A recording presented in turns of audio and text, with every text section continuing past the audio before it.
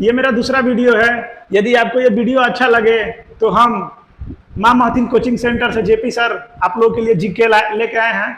और ये जो हमारा प्रयास आपको अच्छा लगे तो हमारे चैनल से आप ज़्यादा से ज़्यादा जुड़िए और हमारे वीडियो को शेयर कीजिए। भारत में तुर्की मुसलमान आक्रमण, ये आक्रमण 2 चरण में हुआ। पहला आक्रमण था मोहम्मद गजनवी का जो गजनी वंश से संबंधित थे, और ये दूसरा आक्रमण है मोहम्मद गौरी का। लेकिन आज हम लोग डिस्कस करेंगे इनके बारे में, मोहम्मद गजनी के बारे में, यानी कि मोहम्मद गजनी वंश के बारे में। मोहम्मद गजनी का जो आक्रमण था 1000 से लेकर 1027 ईस्वी तक था। इनका उद्देश्य जो था ना, धन दौलत लूटना और मध्य एशिया में एक नया साम्राज्य का स्थापना करना था। और इनका उद्देश्य था भारत में इस्लाम सत्ता का स्थापित करना, और इनका उद्देश्य था मध्य एशिया में सत्ता स्थापित करना और भारत से धन दौलत लूटना। तो हम जो आपके साथ आज डिस्कस करेंगे इनके बारे में, यानी कि गजनी वंश के बारे में,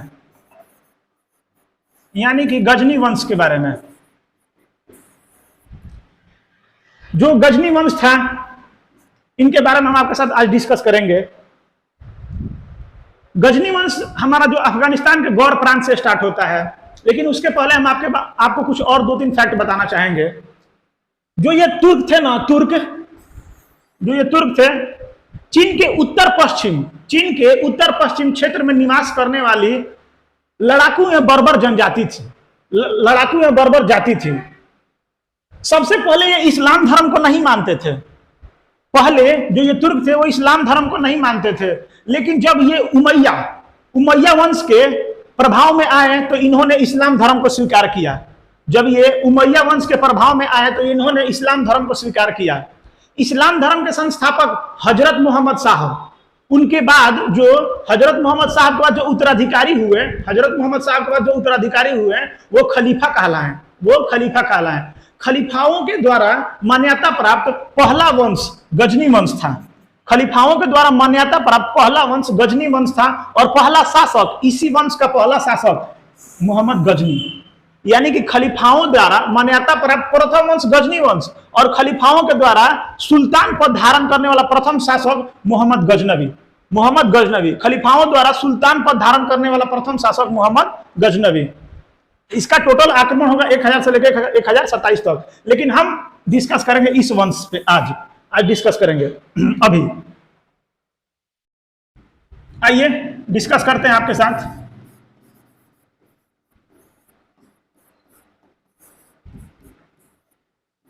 गजनी वंश, ये गौर प्रांत मतलब कि अफगान प्रांत की ये कहानी है।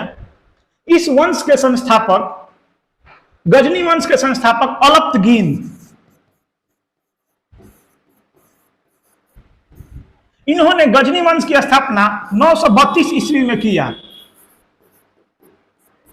गजनी वंश के स्थापना अलप्तगीन ने 932 ईस्वी में हुआ। इस वंश में बहुत सारे शासक हुए। अलप्तगीन आएंगे, अलप्तगीन के बाद पृथ्वीन आएंगे, पृथ्वीन के बाद सुबतगीन आएंगे, सुबतगीन के बाद मोहम्मद गजनवी आएंगे। लेकिन ये गजनी वंश के संस्थापक हैं अलप्तगीन के बाद पृथ्वीन। लेकिन पृथ्वीन का कोई खास महत्व नहीं है, उनका हमारे एग्जाम की दृष्टि से कुछ खास क्वेश्चन नहीं पूछे जाते हैं। तो इनके बाद अलप्तगीन के बाद पृथ्वीन हुए, लेकिन उनका कोई महत्व नहीं है। इनके बाद हुए सुबतगीन।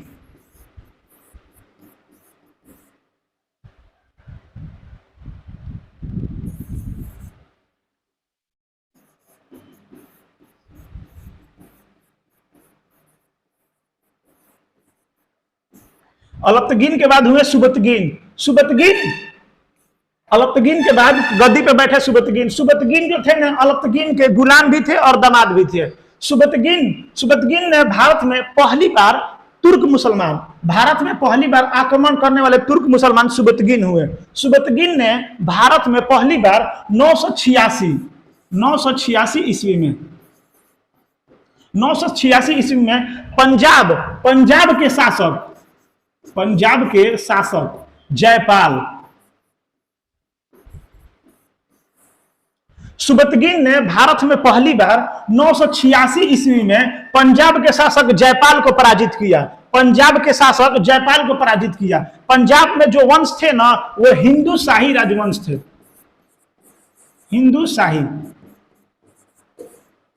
शाही वंश। पंजाब के जो शासक थे जयपाल, वो हिंदू शाही वंश से संबंधित थे। सबसे पहले सुबतगीन ने 986 ईस्वी में जयपाल को पराजित किया। और ध्यान रखिए, भारत में सबसे पहले तुर्क मुसलमान सुबतगीन हुए जो भारत में उन्हें सफलता मिली। भारत में सफलता मिली किन्हें? सुबतगीन को। यानी कि भारत में सफल होने वाले प्रथम तुर्की मुसलमान सुबतगीन हुए। सुबतगीन ने 986 ईस्वी में हिंदू शाही वंश के राजा जयपाल को पराजित किया। और हिंदू शाही वंश के जो संस्थापक थे, ध्यान रखिएगा, हिंदू शाही वंश के जो संस्थापक थे वो थे कल्लर। कल्लर को माना जाता है, कल्लर। हिंदू शाही वंश के संस्थापक कौन थे? कल्लर। और हिंदू शाही वंश की जो राजधानी थी वो थी वहिंद। वहिंद, ठीक है। हिंदू शाही वंश के जो संस्थापक थे वो कल्लर थे। इसकी जो राजधानी थी वो वहिंद थी, राजधानी। और हिंदू शाही वंश के प्रथम शासक सुबतगीन को, हिंदू शाही वंश के प्रथम शासक जयपाल को सुबतगीन ने 986 ईस्वी में पराजित किया। और सुबतगीन जो हुए प्रथम मुसलमान हुए जिन्होंने भारत में अपना झंडा लहराया। सुबतगीन के बाद इन्हीं का लड़का, सुबतगीन के बाद आएगा अब गजनी, गजनवी। जो मुख्य हमारा टॉपिक है, इन्हीं से मेरा मुख्य टॉपिक है आज का। इन्हीं के बारे में हम डिस्कस, जो क्योंकि हमारा जो एग्जाम में प्रश्न पूछे जाते हैं इन्हीं से पूछे जाते हैं। जो ये 2-3 फैक्ट हम आपको पहले बताएं, फिर से एक बार रिपीट कर दे रहे हैं कि भारत में सबसे पहले तुर्की मुसलमान जो सफल हुए वो सुबतगीन हुए, यानी कि गजनी के पिता। उन्होंने 986 ईस्वी में हिंदू शाही वंश के जो शासक हैं जयपाल को पराजित किए। 986 ईस्वी में सबसे पहले तुर्की मुसलमान वही हुए जिन्हें भारत में उन्हें सफलता मिली। उसके बाद जो हम लोग को पढ़ना है, जो हमारे एग्जाम में पूछे जाते हैं क्वेश्चन, मोहम्मद गजनी से, मोहम्मद गजनवी से। मोहम्मद गजनी का जन्म 971 ईस्वी में, मोहम्मद गजनी का जन्म 971 ईस्वी में हुआ। और मोहम्मद गजनी गद्दी पर 998 ईस्वी में बैठा। मोहम्मद गजनवी गद्दी पर 998 ईस्वी में बैठा। और ये इनका जो आक्रमण था ना मोहम्मद गजनी का भारत पे आक्रमण करने का उद्देश्य धन दौलत लूटना और मध्य एशिया में एक सत्ता का स्थापना करना था। मोहम्मद गजनी का भारत पे टोटल आक्रमण 17 बार आक्रमण था। 1000 ईस्वी से लेके 1027 तक इनका टोटल आक्रमण होगा। टोटल आक्रमण इनका 17 बार ये भारत पे आक्रमण करेंगे। 17 बार इनका टोटल आक्रमण भारत पे 17 बार होगा। मोहम्मद गजनवी का जब ये गद्दी पे बैठे 998 ईस्वी में, तो इन्होंने अपना भारत में पूरा खौफ मचा कर रख दिया। इनका पूरा मध्य एशिया, भारत में इनका पूरा झंडा लहराया। लेकिन इनके बाद कोई योग्य व्यक्ति नहीं हुए, इसलिए इस वंश का इनके बाद ये वंश खत्म ही हो जाएगा। आइए इनके हम लोग आक्रमण को समझते हैं। इनका टोटल आक्रमण 1000 से लेकर 1027 ईस्वी तक है। इनका टोटल भारत पे आक्रमण 17 बार आक्रमण होगा। इनका टोटल आक्रमण 17 बार आक्रमण होगा।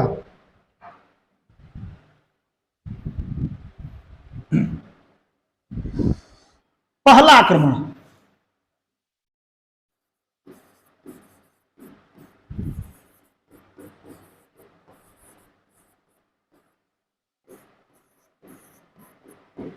मोहम्मद गजनवी का प्रथम आक्रमण 1001 ईस्वी में पंजाब के शासक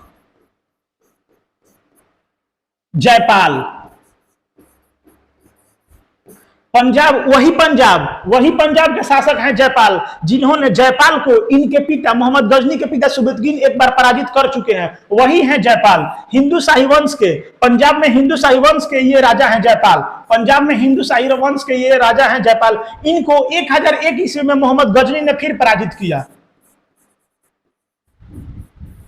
मोहम्मद गजनी ने 1001 ईस्वी में जयपाल को मोहम्मद गजनी ने फिर पराजित किया। 1001 ईस्वी में मोहम्मद गजनी का प्रथम आक्रमण 1001 ईस्वी में जयपाल के खिलाफ था। जयपाल को मोहम्मद गजनी ने फिर एक बार पराजित किया। यानी कि मोहम्मद गजनी ने जयपाल को भी पराजित किया और जयपाल को उनके पिता सुबतगीन ने भी पराजित किए थे। यानी कि मोहम्मद गजनी जयपाल को, यानी कि जयपाल बार बार पराजित हो रहे थे, इसलिए जयपाल को आत्मग्लानि हुई। यही कारण था कि जयपाल खुद को फांसी लगा लेते हैं। यही कारण है कि जयपाल खुद को फांसी लगा लेते हैं। और जयपाल के उत्तराधिकारी होंगे आनंदपाल। जयपाल के उत्तराधिकारी होंगे आनंदपाल।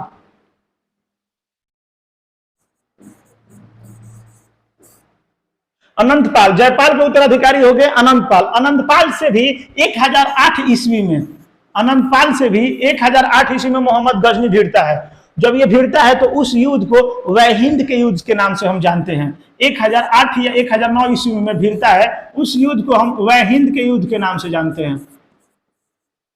उस युद्ध को हम वह हिंद के युद्ध के नाम से जानते हैं। और ये युद्ध आनंदपाल और मोहम्मद गजनी के बीच हुआ। और ये युद्ध आनंदपाल और मोहम्मद गजनी के बीच हुआ। और इसमें भी, इस युद्ध में भी मोहम्मद गजनी जीता। इस युद्ध में मोहम्मद गजनी जीता, यानी कि मोहम्मद गजनी का भारत पर लगातार आक्रमण स्टार्ट हो गया था। 1008 ईस्वी में ही मोहम्मद गजनी नागरकोट पे आक्रमण किया। ये नागरकोट 1008 का आक्रमण नागरकोट का आक्रमण था। ये इसका महत्वपूर्ण आक्रमण था। ये नागरकोट हिमाचल प्रदेश में है। नागरकोट हिमाचल प्रदेश में है।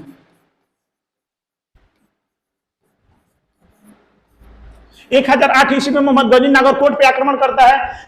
जयपाल के उत्तराधिकारी आनंदपाल को भी वह हिंद के युद्ध में हराता है। याद रखिएगा, ये क्वेश्चन एग्जाम में पूछा हुआ है। वह हिंद का युद्ध किसके किसके बीच हुआ और कब हुआ? वह हिंद का युद्ध आनंदपाल और मोहम्मद गजनी के बीच, इसमें गजनी जीतता है। 1008 ईस्वी में नागरकोट पे आक्रमण करता है। नागरकोट आपका हिमाचल प्रदेश में है। इसके बाद इसका लगातार आक्रमण होते जाता है। इसका लगातार आक्रमण होते जाता है। इसके बाद यह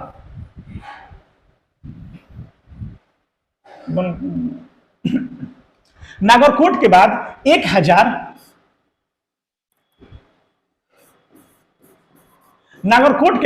1014 ईस्वी में यह थानेश्वर पर आक्रमण करता है। नागरकोट के बाद यह थानेश्वर पर आक्रमण करता है। थानेश्वर आपका हरियाणा में है। और इसके बाद यह 1018 ईस्वी में कन्नौज, यूपी कन्नौज पे आक्रमण करता है।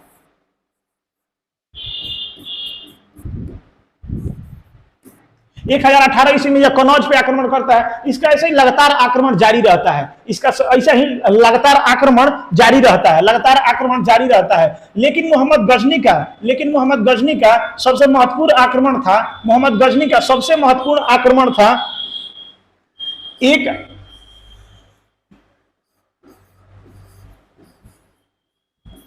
याद रखिएगा, मोहम्मद गजनी का 1025 ईस्वी में गुजरात के सोमनाथ मंदिर पर आक्रमण था। यह मोहम्मद गजनी का 16वां आक्रमण था। सोमनाथ मंदिर।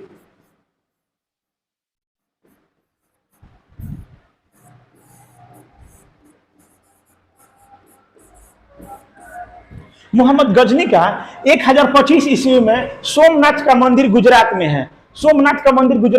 यह इसका सबसे महत्वपूर्ण आक्रमण और यह इसका 16वां आक्रमण था गुजरात के सोमनाथ के मंदिर पे। यह गुजरात के सोमनाथ मंदिर पर 1025 ईस्वी में आक्रमण करता है। और यहाँ के राजा भीम प्रथम, सोलंकी वंश के राजा, याद रखिएगा ये वंश का नाम सोलंकी।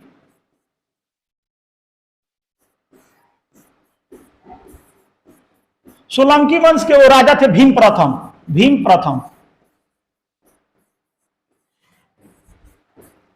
मोहम्मद गजनी का सबसे खतरनाक आक्रमण कहिए, सबसे भयंकर आक्रमण कहिए, 1025 ईस्वी में सोमनाथ के मंदिर पर था। सोमनाथ के मंदिर पे, गुजरात में यह मंदिर है। जब मोहम्मद गजनी सोमनाथ मंदिर पे आक्रमण करता है तो वहां के शासक थे सोलंकी वंश के शासक भीम प्रथम थे।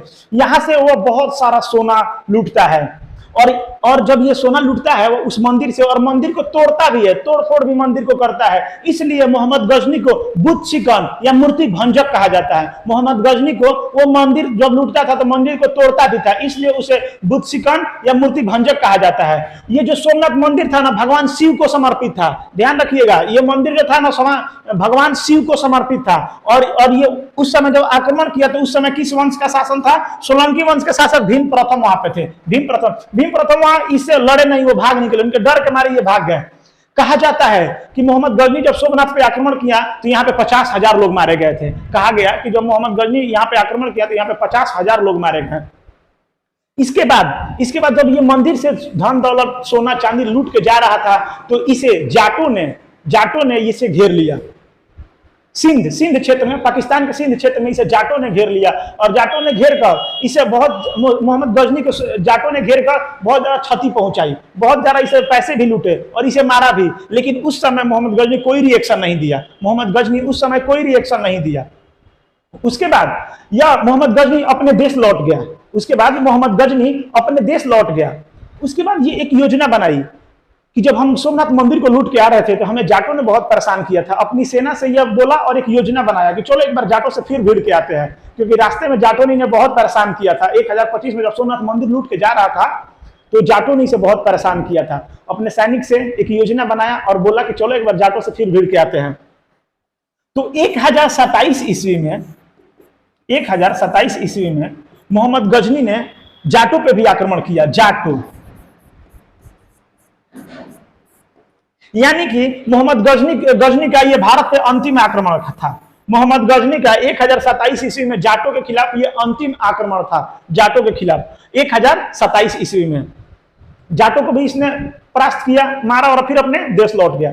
इसके बाद और हम बताएंगे आपको मोहम्मद गजनी के संदर्भ में बताएंगे। मोहम्मद गजनी विद्वान व्यक्ति था, अपने साथ अच्छा व्यक्तियों को, अपने दरबार में अच्छा कवियों को रखता था। जैसे कि 2-4 कवि हम आपको बताना चाहेंगे।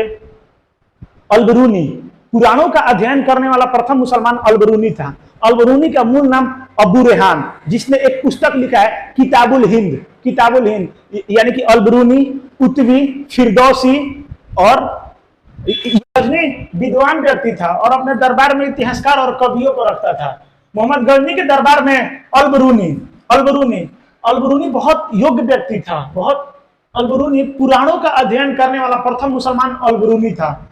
अलबरूनी का मूल नाम अबू रेहान था। इसने किताबुल हिंद लिखा, किताबुल हिंद चाहे या तहकीके हिंद। उसके बाद एक इनके दरबार में कवि थे उत्वी, इन्होंने किताबुल यामिनी लिखा। मोहम्मद गजनी के दरबार में उत्वी, इन्होंने किताबुल यामिनी लिखा। इनके बाद एक और दरबार में इनके थे फिरदौसी, इन्होंने शाहनामा लिखा। और एक और थे फरूखी, यानी कि 4 लोग थे, अलबरूनी, उत्वी, फिरदौसी और फरूखी। मोहम्मद गजनी बगदाद के खलीफा से पदवी धारण किया था। मोहम्मद गजनी बगदाद के खलीफाओं से पदवी धारण किया था। उन्होंने यामिनी उदौला मतलब साम्राज्य का दाहिना हाथ, और उन्होंने यामिनी उल मिल्लत मतलब मुसलमान का संरक्षण, ये खलीफाओं द्वारा उन्हें मान्यता प्राप्त मिला था। उसके बाद मोहम्मद गजनी 1030 ईस्वी में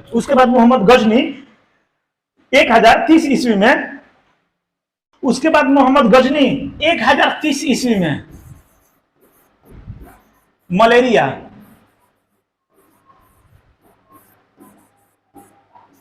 मोहम्मद गजनी 1030 ईस्वी में मलेरिया रोग से मर जाता है। मोहम्मद गजनी एक सिक्का जारी किया था। उस सिक्के पर एक तरफ अरबी भाषा में लिखा था और एक तरफ संस्कृत भाषा में लिखा था। मेरा ये छोटा सा प्रयास भारत में तुर्की आक्रमण का, मान कीजिए।